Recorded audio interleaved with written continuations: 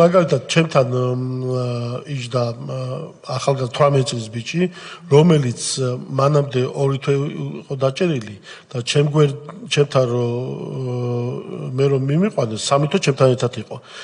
3 თვის განმავლობაში ყურიდან მოსდიოდა სისხლი და ექიმი ყურადღებას არ აქცევდა.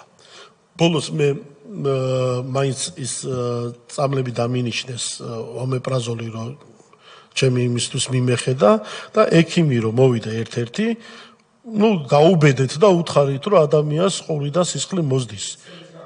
ცემისგან მოგიყვებით ესა რა მოხდა ყურიდან სისხლი მოდისო და პირდაპირ ექიმმა უთხრა ესეთი რაღაცა რომ უკაცრავად უნდა ვთქვა რომ რა არის ყურში გაგაუპატიურესო? ექიმი ამბობს ამას.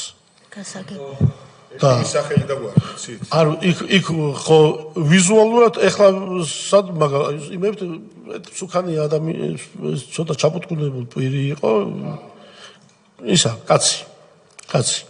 და რატომ მოსდიოდა სისხლი და? აი რატომ მოსდიოდა? ესე იგი მანამდე სანამ იქ სხვა პატიმარი ჩემამდე კიდე ერთი პატიმარი იყო, ახალგაზრდება ხმაურზე გაიყვანეს აბანოში, ეგრეთ წოდებულ აბანოში, ეს 4 ახალგაზრდა ბიჭი და 2 მოხუცი. და ეს იმებს აკეთებინებდნენ ჟაგოზე აჯიმანიებს ხელით, აკეთებინებდნენ ამ 4-ს და ამ დროს ესე ხელს ურტყავდნენ რა ყურებზე. და გავსხდა